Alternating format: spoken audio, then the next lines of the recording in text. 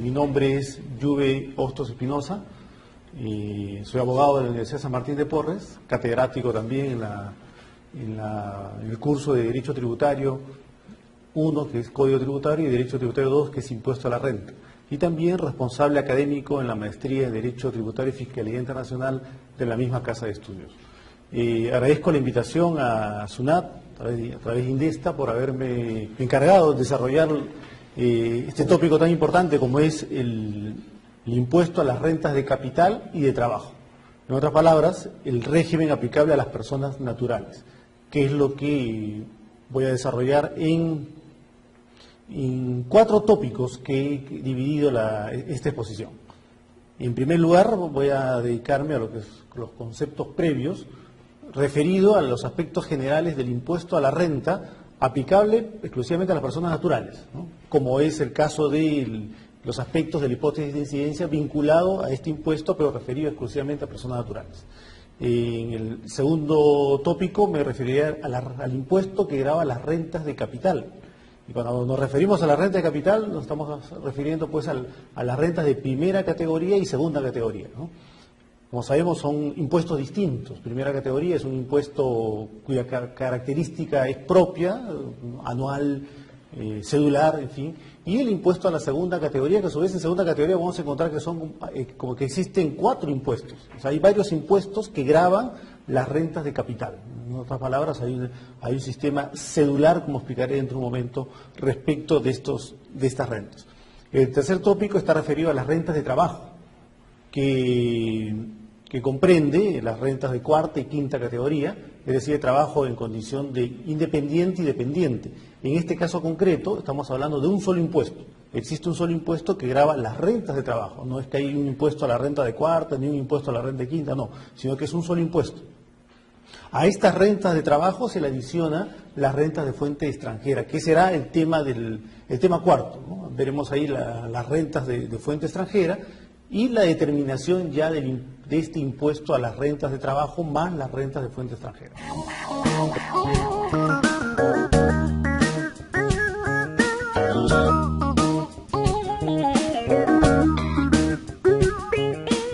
Empezamos con el primer tópico referido a los conceptos previos del impuesto a la renta en las personas naturales.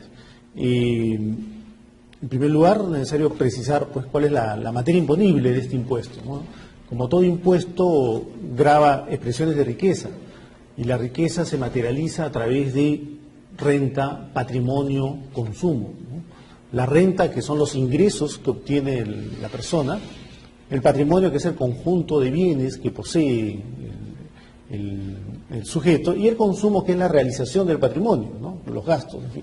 Cualquiera de estas 3 formas de expresión de riqueza está gravado con impuestos, toda vez que el impuesto siempre está orientado a gravar expresiones de riqueza, capacidad contributiva, ¿no? Recurso económico. En este caso, el ingreso que percibe el sujeto es la materia imponible, sujeto de gravamen con este impuesto. Entonces, ¿de qué forma se grava la renta con este impuesto? Existe en doctrina 4 sistemas de imposición: un sistema cedular, un sistema global, un sistema mixto y un sistema indiciario, que son sistemas que buscan gravar la materia imponible que acabamos de explicar, es decir, la renta. ¿De qué forma?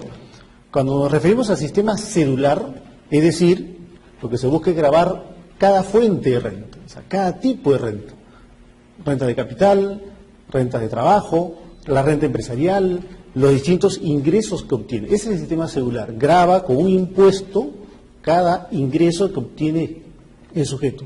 Y la característica de este sistema cedular es que el impuesto que se aplica es uno que contiene una tasa proporcional. Es de fácil recaudación, por eso que es un sistema sencillo. Así fueron los orígenes del impuesto a la renta, un sistema cedular. Pero el impuesto fue evolucionando, ¿no? A tal punto que llegó a un sistema global, en el cual, a través de este sistema, lo que se busca es gravar todas las rentas que percibe el sujeto en cabeza de la persona, ¿no? Es decir, sumar todos los ingresos de las distintas fuentes, sea capital, sea trabajo, sea empresarial. Se suma todo, se hace un monto global y sobre ese monto se aplica la alícuota del impuesto. Que la característica de este sistema global es que se aplica una alícuota progresiva, ¿no?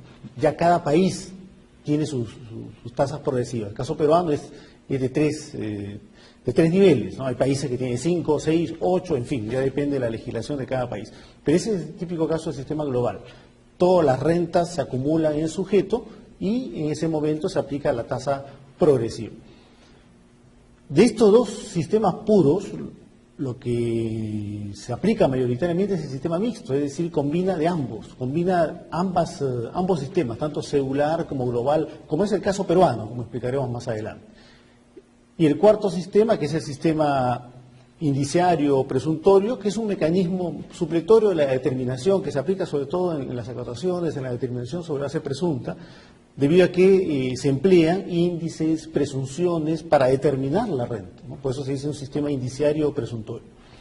De estos cuatro sistemas que hemos mencionado, veamos ahora de qué forma se aplica en la ley del impuesto a la renta peruano, o del impuesto a la renta del peruano. Y vamos a ver que efectivamente el impuesto a la renta peruano ha adoptado sobre todo los tres primeros sistemas de imposición. Había una etapa donde tenemos un sistema de imposición cedular, luego un sistema de imposición global, luego un sistema de imposición mixto, y ahora hemos retornado a un sistema de imposición cedular. Podemos distinguir entonces cuatro etapas en la evolución del impuesto a la renta peruano, ¿no? Un primer periodo de 1936 a 1967, en virtud de la ley 7.904, en donde el impuesto gravaba cada tipo de renta. La característica de este periodo es que los impuestos eran cedulares. Había un impuesto a la renta de capital movible, un impuesto a los predios rústicos, un impuesto a los salarios, en fin, típico caso pues del sistema cedular. Así fue la primera ley del impuesto a la renta en el Perú, adoptó un sistema cedular. Posteriormente, el segundo periodo, desde 1968 hasta 1993, se adoptó un sistema global, es decir, se gravaba ya con el impuesto a la renta, pero por todos los ingresos que obtenía el sujeto. Ya no un impuesto independiente por cada tipo de renta, sino que se sumaba todos los ingresos que percibía el sujeto, la persona natural, y sobre el monto total que obtenía se aplicaba la tasa progresiva, ¿no? De esta manera, las rentas de primera, segunda, tercera, cuarta y quinta se sumaban en el periodo, en el ejercicio, y sobre el monto total se aplicaba el impuesto a la renta. Así fue en este segundo periodo el impuesto a la renta aplicable a las personas naturales, un sistema típico global, desde el año 68 hasta el año 93. Desde el año 94 hasta el 2008, que es el tercer periodo, se aprecia en nuestro impuesto a la renta un sistema mixto especialmente en las personas naturales. Mixto porque tiene de ambos sistemas, global y cedular. Global porque acumula las rentas de primera, segunda, cuarta y quinta categoría. Pero vemos aquí un detalle, ¿no? La renta de tercera categoría ya no se incorpora a este sistema global. La renta de tercera categoría que percibe una persona natural se le va a dar un tratamiento cedular. Entonces, ya vemos que hay determinadas rentas que no se acumulan, sino que se le da un tratamiento independiente, cedular, como es la renta de tercera categoría que percibe la persona natural, o también los dividendos. Los dividendos tienen un tratamiento independiente, distinto. Entonces, en este tercer periodo apreciamos claramente que el sistema de imposición a las personas naturales es mixto, global para las rentas de primera, segunda, cuarta y quinta categoría, y cedular para determinadas rentas, como es el caso de tercera categoría y dividendos. Y el sistema actual, que es el cuarto periodo, que es a partir del año 2009 hasta la fecha, podemos apreciar que en el tratamiento a las personas naturales se ha cedularizado, o sea, hemos retornado a un sistema cedular. ¿Qué quiere decir esto? Que se grava las rentas en función a la fuente. Tenemos pues un impuesto a la renta de primera categoría, que es renta de capital, inmobiliario, tenemos un impuesto a la renta de la segunda categoría, que es rentas de capital mobiliario, pero en segunda categoría vamos a ver que hay 4 impuestos, ¿no?, que grava por ejemplo, las rentas de capital mobiliario distintos a las ganancias de capital, los dividendos, las ganancias de capital, en fin, o sea, hay varios impuestos que gravan, que forman parte de esta segunda categoría. Igual, si una persona natural percibe rentas de tercera categoría o realiza una actividad comercial, tiene un impuesto independiente que es canalizado a través de la tercera categoría. Dividendos también, un tratamiento independiente. O sea, en conclusión, en este cuarto periodo tenemos un tratamiento cedular. Se grava las rentas en función a su fuente, en función a su origen, ¿no? Impuesto a la renta de primera categoría, segunda categoría, hay varias ahí, en fin. Las rentas de trabajo también se gravan en forma independiente. Perfecto, entonces el sistema de imposición en el Perú ha tenido esa evolución, ¿no?, desde un sistema cedular a un sistema global, a un sistema mixto, y actualmente hemos retornado a un sistema cedular. Esto es importante tenerlo en cuenta porque cuando desarrollemos más adelante lo referente al tratamiento de las rentas de primera categoría, segunda categoría, y vamos a ver justamente ahí que estamos ante un sistema cedular, gravando una fuente específica de renta. Respecto al otro aspecto importante como concepto previo del impuesto a la renta a las personas naturales, es el desarrollo de la hipótesis de incidencia.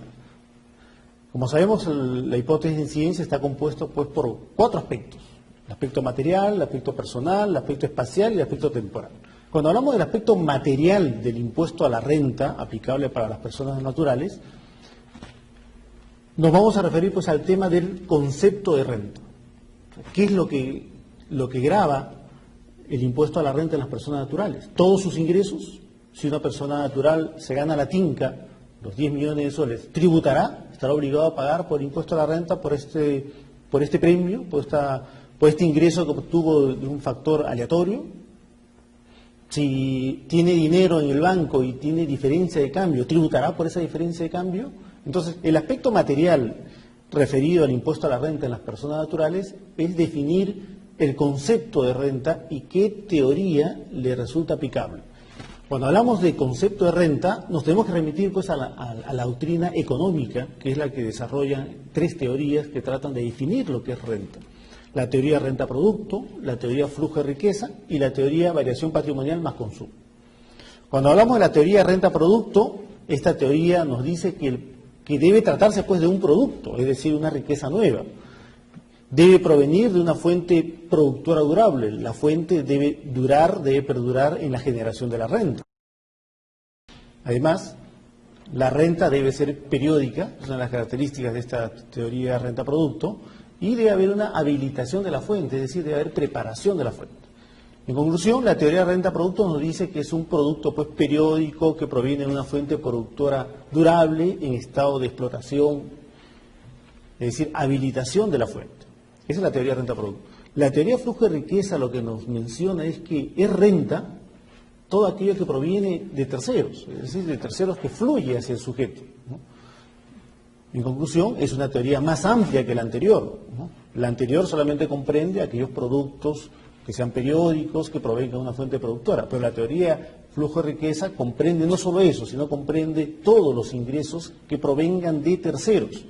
En ese sentido, podemos distinguir 4 tipos de ingresos que marcan la diferencia entre la teoría flujo de riqueza con la teoría renta-producto, que son la ganancia de capital, los ingresos por actividades accidentales, es decir, cuando se trata de una habilitación transitoria, ¿no?, los ingresos eventuales, que es aquellos ingresos que provienen de un factor aleatorio, ¿no?, la suerte, en fin, y los ingresos a título gratuito, que es como consecuencia pues de una liberalidad, en fin. Las donaciones están comprendidas en estos ingresos a título gratuito. La teoría flujo de riqueza entonces es una teoría que comprende mayor cantidad de ingresos que la teoría anterior. Pero hay una tercera teoría que sí comprende todos los enriquecimientos, que es la teoría variación patrimonial más consumo. Esta teoría comprende todos los enriquecimientos del sujeto en un determinado periodo. No requiere que se haya realizado, no requiere que haya realización de la renta, ¿no? En conclusión, es una teoría pues que comprende mayor cantidad de ingresos que las dos teorías anteriores. Y si queremos marcar la diferencia, vamos a distinguir justamente dos tipos de ingresos que son propios de esta tercera teoría y llevan el nombre justamente de esta teoría, que es la variación patrimonial. Es decir, cuando hay un enriquecimiento como consecuencia del incremento de valor de los bienes, tipo de cambio, por ejemplo. En el tipo de cambio, lo que se está obteniendo es un incremento del valor del dinero, ¿no? Ahí no hay operaciones con terceros. La ganancia por diferencia de cambio no está comprendida en la teoría flujo de riqueza, pero sí está comprendida en la teoría de variación patrimonial más consumo, bajo el concepto de variación patrimonial, ¿no? Incremento en el valor. Lo mismo ocurre con el caso de las revaluaciones voluntarias, ¿no? Se le da un valor adicional en el caso de los activos y de acuerdo a esta ley del impuesto a la renta va a ser inclusive renta cuando se capitalice previa a una fusión. Lo mismo ocurre con el resultado por exposición a la inflación, que está suspendida desde el año 2004, pero es una demostración de esta teoría. Y el otro concepto de esta tercera teoría es el consumo. El consumo también es considerado renta para esa teoría, pero el consumo tiene la dificultad de poderlo medir, cómo cuantificamos el consumo, ¿no? Por eso que la ley, en el caso peruano, toma con mucho cuidado para gravar el consumo, ¿no? Y en estos casos tenemos ejemplos como por ejemplo que sería las rentas imputadas, ¿no? Las rentas imputadas corresponden a esta teoría variación patrimonial más consumo.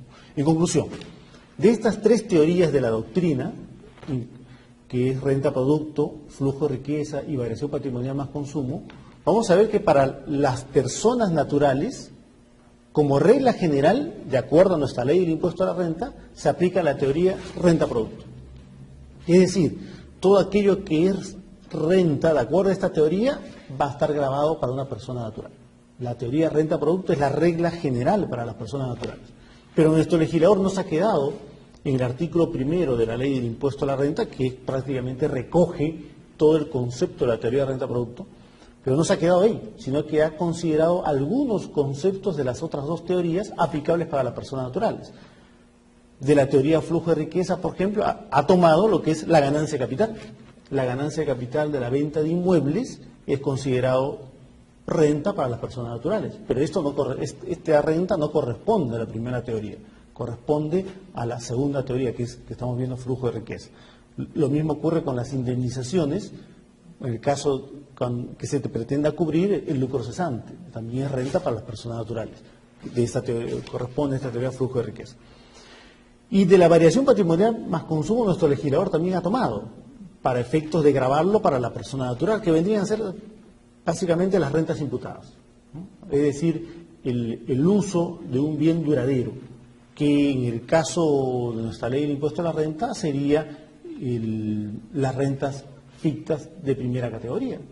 El hecho de ceder gratuitamente el inmueble a un tercero y así no se haya pactado renta alguna, pero para la ley se presume que se está generando una renta equivalente al 6% del autovalor, que es una renta ficta. Es una ficción legal, así no se haya pactado realmente concepto alguno, pero para efectos de la ley es una verdad que está generando renta. Por eso decimos que es una renta ficta, es una ficción legal.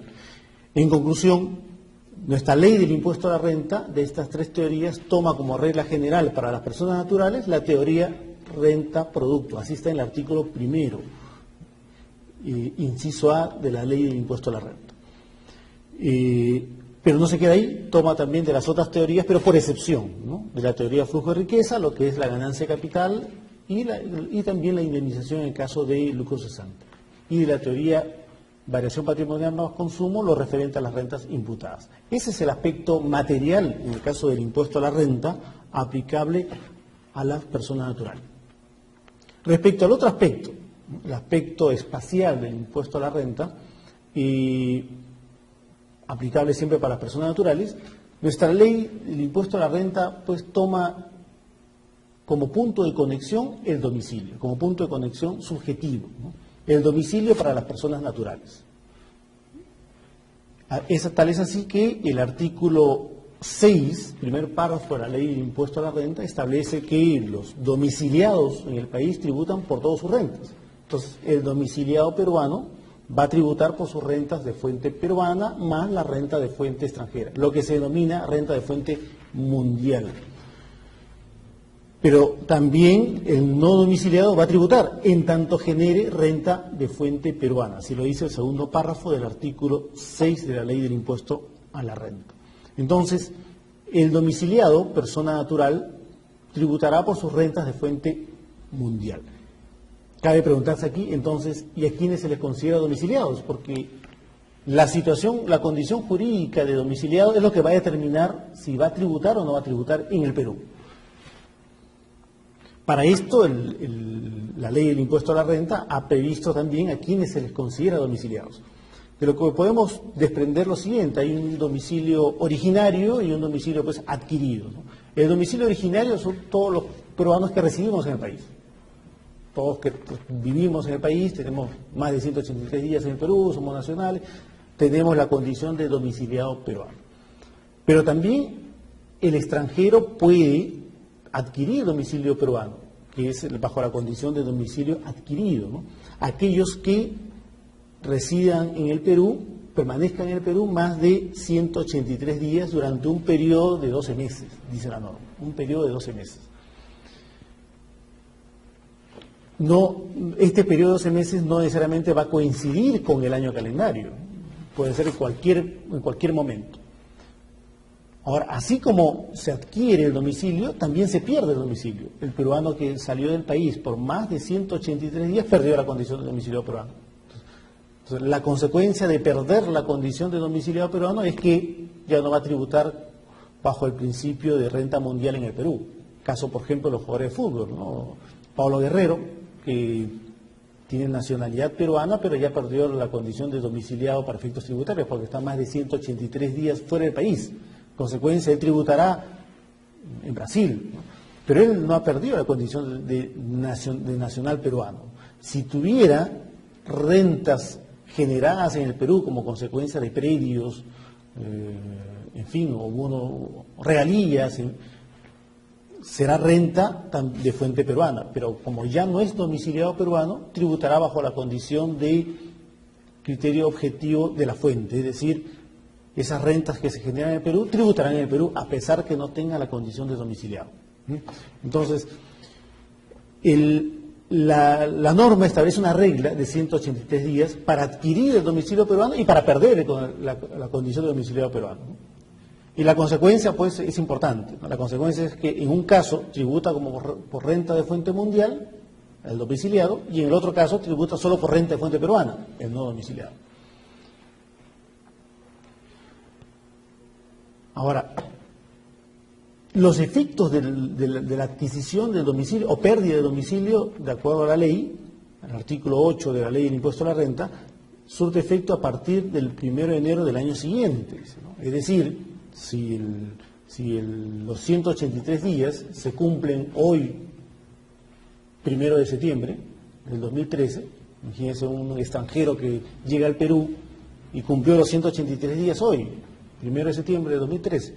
Entonces, si bien ya cumplió el requisito de los 183 días para ser domiciliado peruano, pero sin embargo va a tributar recién como domiciliado peruano a partir del 1 de enero del año siguiente, es decir, el 1 de enero de 2014. O sea, los efectos del cambio y adquisición del domicilio surten a partir del 1 de enero del año siguiente. En consecuencia, por los meses siguientes, de septiembre a diciembre, tributará como no domiciliado, a pesar que ya cumplió con los tres requisitos, ¿no?